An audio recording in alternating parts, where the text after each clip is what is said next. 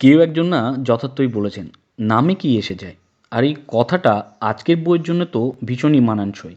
কারণ আজকে আমি যে বইটা নিয়ে কথা বলবো তার নামের মানে যাই হোক না কেন, বইটার যা বিষয়বস্তু এবং বিষয়বস্তু পরিবেশনের যে ধরন, সেই দিক থেকে বইটা 10-এর মধ্যে 10 এবং একই সঙ্গে অদ্ভুত রকমের ইন্টারেস্টিংও বটে।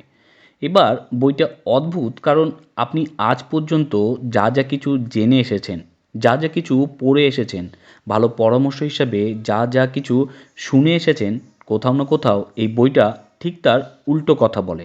আর বইটা ইন্টারেস্টিং কারণ উল্টো কথা বললেও বইটা কিন্তু কখনোই এটা দাবি করে না আমি ঠিক আর বাকি সবাই ভুল। কি ভাবছেন? ব্যাপারটা কি দাঁড়ালো? না, না, কনফিউজ হবেন না। কি, কেন, কিভাবে সব কিছুই পরিষ্কার হয়ে যাবে, শুধু একটু সময় সঙ্গে থাকুন। নমস্কার বন্ধুরা, আমি সুজিত চলপরি ইউটিউব চ্যানেলে আরও একবার আপনাদের সবাইকে জানাই হার্দিক স্বাগতম। আমাদের আজকের বই দ্য সাবস্টাল আর্ট অফ নট গিভিংয়ে পর্ব 1 শুরু করার আগে আপনি যদি এখনও চ্যানেলটা সাবস্ক্রাইব না করে থাকেন তাহলে দয়া করে চ্যানেলটা সাবস্ক্রাইব করে অবশ্যই বেল আইকনটাকে প্রেস করে দেবেন, যাতে পরবর্তী পর্ব আপলোড হলেই বার্তাটা সবার আগে আপনার কাছে পৌঁছে যায়।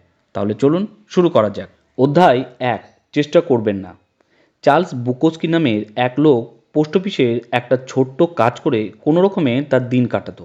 কিন্তু ব্যক্তিগত জীবনে লোকটা ছিল ভীষণ রকমের দুশ্চরিত্র, জুয়ারু আর বদ্ধমাতাল। তার জীবনের একটাই স্বপ্ন ছিল, সে একজন বড় লেখক হবে। কিন্তু তার বদ অভ্যেস আর খারাপ পরিচিতির জন্য যখনই কোনো প্রকাশক, ম্যাগাজিন বা এজেন্টের কাছে তার লেখা জমা দিত, সবাই তার লেখাকে বাতিল করে দিত। কিন্তু বারবার করে রিজেকশন পাওয়ার পরও না সে তার লেখালেখি করা বন্ধ করে দিয়েছিল, আর না সে তার লেখা ছাপানোর তার যে প্রচেষ্টা সেটাকে বন্ধ করে দিয়েছিল। অবশেষে তার বয়স যখন 50 বছর, অদ্ভুত রকমভাবে এক প্রকাশক তার লেখা ছাপাতে রাজি হয় এবং তাদের চুক্তির মাত্র 3 সপ্তাহের মধ্যেই তার লেখা প্রথম উপন্যাস প্রকাশিত হয়। দারুণ না ব্যাপারটা?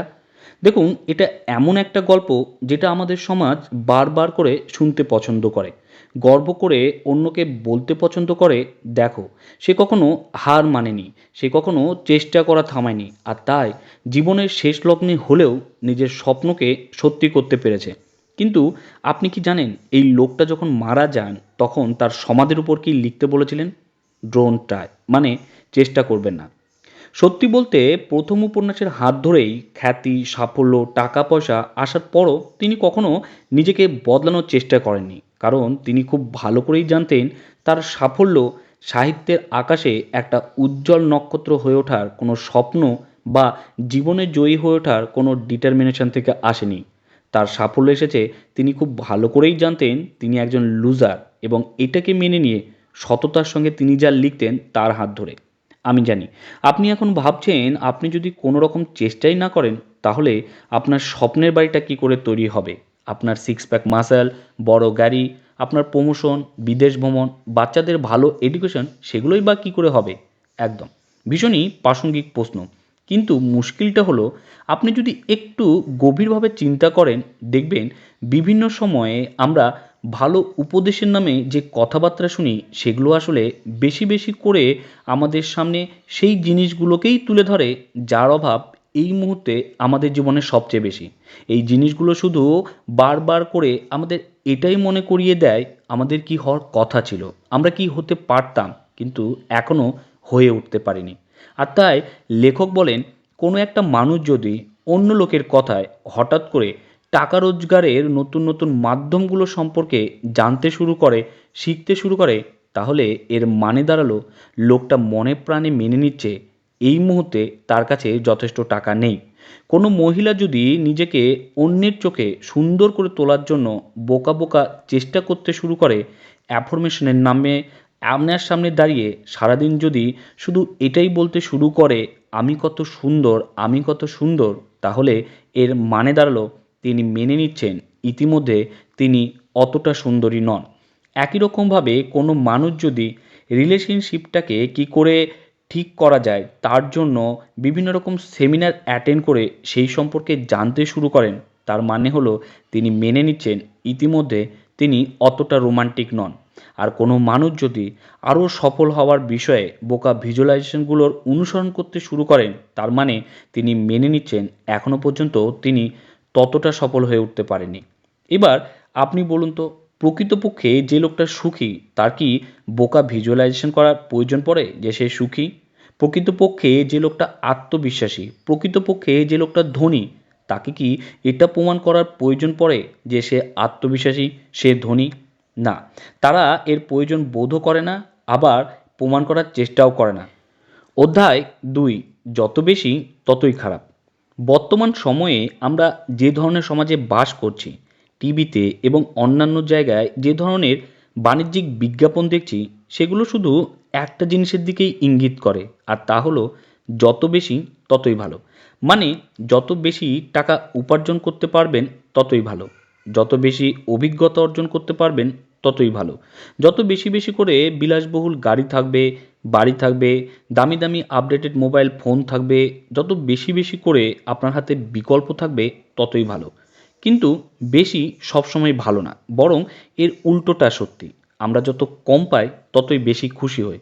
আর ঠিক এই জন্যই লেখক বলেন যত বেশি ততই খারাপ। কি ভাবছেন? কিভাবে? আচ্ছা ধরুন, আপনাকে যদি দুটো জমি দেখে তাদের মধ্যে থেকে যে কোনো একটা জমিকে বাড়ি বানানোর জন্য বেছে নিতে বলা হয়, আপনি কিন্তু সব দিক বিবেচনা করে অনায়াসেই নিজের পছন্দের সেরা জমিটাকে বেছে নিতে পারবেন। কিন্তু ঠিক একই কাজটা আপনাকে যদি ১০০টা জমি দেখিয়ে করতে বলা হয়, আপনি কিন্তু এবার সমস্যায় পড়তে বাধ্য। মানে প্রথমে কোনটা ছেড়ে কোনটা নেবেন এইটা ভেবে তো আপনি ভীষণ কনফিউজ হবেন। স্বাভাবিকভাবেই একটা সিদ্ধান্ত পৌঁছাতে আপনার অনেক বেশি সময় লাগবে। তারপর একটা সিদ্ধান্তে যদি এসেও যান, তারপরও কিন্তু মনের মধ্যে একটা সন্দেহ সব সময় থেকে যাবে, আদৌ সিদ্ধান্তটা সঠিক হলো তো? তারপর কোনোভাবে আপনি যদি এই সব কিছুর থেকেও বেঁচে যান, তখনও ওই জমিটা কিনলেই হয়তো ভালো করতাম, যখন যখন এই চিন্তাটা আপনার মাথায় উকি মারবে, আক্ষেপ করে একটা দীর্ঘ নিঃশ্বাস ফেলা ছাড়া আপনার আর কিছুই করা থাকবে না। তবে হ্যাঁ, নিজেকে জানার জন্য, চারপাশের মানুষ, চারপাশের পৃথিবীকে জানার জন্য, বিভিন্ন ব্যাপারে অভিজ্ঞতা সঞ্চয় করার জন্য কিছু কিছু ক্ষেত্রে হয়তো কিছু কিছু কাজ বেশি বেশি করে করার প্রয়োজন অবশ্যই পড়ে। কিন্তু একটা পয়েন্টের পর আমাদের জীবনে কোনো কিছুই আর নতুন কোনো মাত্রা যোগ করে না। যেমন যে কোনো দিনও বাড়ির বাইরে বের হয়নি, সে যখন প্রথমবার কোনো একটা জায়গায় ঘুরতে যায়, তা সে যেই জায়গাতেই হোক না কেন তার খুব ভালো লাগবে, খুব ভালো অভিজ্ঞতা হবে। আর ১০টা জায়গাতে গেলেও হয়তো তার একই রকমের অভিজ্ঞতা হবে, একই রকমের আনন্দ হবে। কিন্তু ১০০টা জায়গা ঘোরার পর ১০১ নম্বর জায়গায় গেলে তার কিন্তু আর সেই অভিজ্ঞতাটা হবে না। উল্টে জায়গাটা নতুন নয়, বরং ৮-১০টা পুরনো জায়গার মতনই মনে হবে। আর এটা কম বেশি আমাদের মানুষের জীবনের সঙ্গে যুক্ত সব জিনিসের ক্ষেত্রেই প্রযোজ্য। অধ্যায় ৩, রিজেকশন জীবনকে আরও ভালো করে তোলে।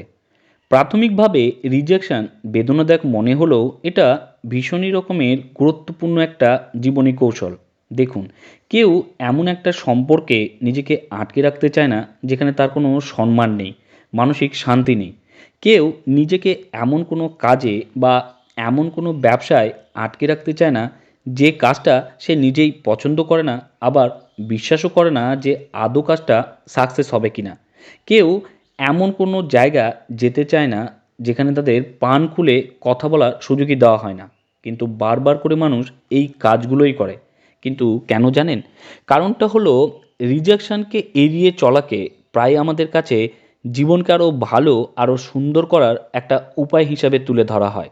যতটা সম্ভব অন্যদের কাছে নিজেদের সহজলভ্য করে তোলার জন্য, সমস্ত ধরনের সুযোগের জন্য নিজেকে প্রস্তুত করে রাখার জন্য, এবং যতটা সম্ভব সবাইকে এবং সব কিছুকে হ্যাঁ বলার জন্য ছোটোবেলা থেকেই আমাদের উৎসাহিত করা হয়।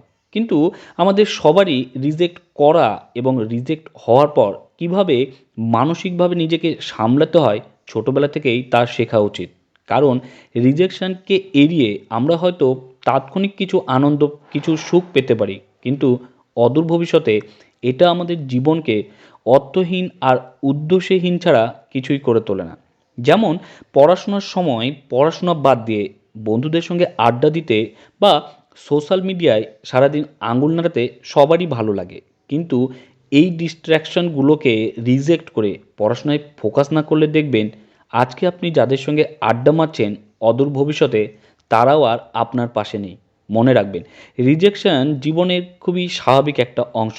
এটা আমাদের জীবনে সেভাবেই প্রভাব ফেলে যেভাবে আমরা এর প্রতি প্রতিক্রিয়া জানাই। তাই নিজের ইচ্ছে না থাকার সত্ত্বেও শুধুমাত্র অন্য কারো খুশির জন্যে, অন্য লোকের চোখে নিজের গুড ইমেজটাকে ধরে রাখার জন্যে কোনো একটা ব্যাপারে হ্যাঁ বলে তারপর প্রতিদিন অল্প অল্প করে মরার চাইতে প্রথমেই মুখের উপরে ব্যাপারটাকে না বলে নিজের মানসিক শান্তিটাকে বেছে নেওয়াটা কিন্তু অনেক বেশি বুদ্ধিমানের কাজ। অধ্যায় ৪, হ্যাপিনেস একটা সমস্যা। এই পৃথিবীতে এমন কোনো মানুষ নেই যে হ্যাপি হতে চায় না। প্রত্যেকেই চায় তারা একটা রোগমুক্ত, সুখী, সহজ সরল জীবনযাপন করবে। একটা সুন্দর জীবনসঙ্গী হবে যে তাদের বুঝবে, একটা ভালো পরিবার, একটা ভালো চাকরি, একটু সম্মান, একটু জনপ্রিয়তা আর একটু মানসিক শান্তি। কিন্তু বাস্তবে বেশিরভাগ মানুষই যা পায় তা হলো ঘন্টা। কারণ প্রকৃতপক্ষে মানুষের জীবন হলো কতগুলো সমস্যার সমষ্টি মাত্র। আর সমস্যার বৈশিষ্ট্য হলো সমস্যা কখনো পুরোপুরি সমাধান হয় না, আবার পুরোপুরি ফুরিয়েও যায় না। এটা শুধু একটা সমস্যা থেকে আর একটা সমস্যায় রূপান্তরিত হয় মাত্র।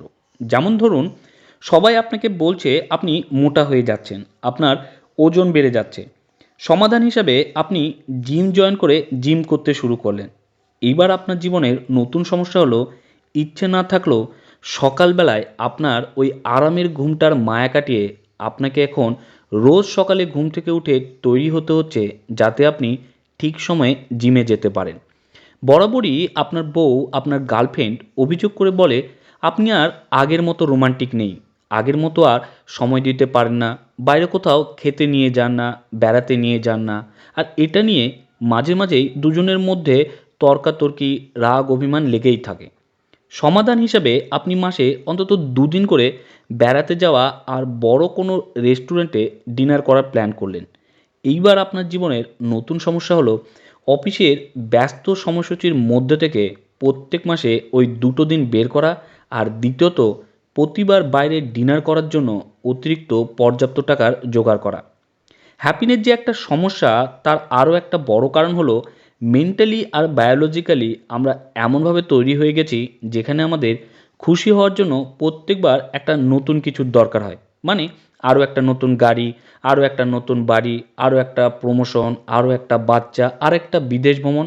আর ঠিক তাই যেই জিনিসগুলো নিয়ে আজ আমরা অনেক বেশি আনন্দ করি, অনেক বেশি খুশি অনুভব করি, ২ দিন পর সেটা আর আমাদের সেভাবে খুশি করতে পারে না। আর ঠিক এই কারণেই যে মানুষটাকে আমরা ভালোবেসে বিয়ে করি ২ দিন পর তার সঙ্গেই ঝগড়াঝাটি, মারামারি করি। কারো কারো ক্ষেত্রে তো সম্পর্কটা ডিভোর্স পর্যন্তও গড়িয়ে যায়। আনন্দিত হয়ে, খুশি হয়ে, প্রথম চাকরি, স্বপ্নের চাকরি ভেবে একদিন আমরা যে কাজগুলোতে যোগ দিই, কিছুদিন পর সেই কাজগুলোই আমাদের স্ট্রেস, ফ্রাস্ট্রেশন আর মানসিক অসুখের কারণ হয়ে দাঁড়ায়। তাহলে জীবনে হ্যাপি হওয়ার কি কোনো রাস্তা নেই? আছে, অনেক রাস্তা আছে। তবে অন্যতম সহজ একটা রাস্তা হলো নিজে থেকে খুশি তৈরি করার চেষ্টা করা। কিন্তু কিভাবে? ধ্যান করুন, এক্সারসাইজ করুন, নিজের যত্ন নিন, প্রাণ খুলে হাসুন, প্রিয় মানুষদের সঙ্গে সময় কাটান। যতটা পারবেন বেশি বেশি করে সেই সব কাজগুলো করুন যে কাজগুলো আপনাকে আনন্দ দেয়, যে কাজগুলো করলে আপনি খুশি বোধ করেন। জীবনের সমস্যাগুলোকে মিছিমিছি ভয় পেয়ে লাভ নেই। এগুলো তো আগেও ছিল, এখনও আছে, আর ভবিষ্যতেও থাকবে। বরং ভয় না পেয়ে তাদের মুখোমুখি হন। নিজের মতো করে যতটুকু সম্ভব তার সমাধান করুন, আর বাকিটা ভাগ্যের উপর ছেড়ে দিন। সবশেষে যতটা সম্ভব নিজের কাজ নিজেই করার চেষ্টা করুন। আর হ্যাঁ, পারলে অন্যের থেকে প্রত্যাশা করাটা এবার আস্তে আস্তে কম করে দিন। অনেক অনেক ধন্যবাদ এতক্ষণ আমার সঙ্গে থাকবার জন্য। খুব শীঘ্রই হাজির হব নতুন একটা পর্বে, নতুন কিছু কথা নিয়ে। ততক্ষণের জন্য ভালো থাকুন, সুস্থ থাকুন। আপনার দিনটা শুভ হোক। ধন্যবাদ।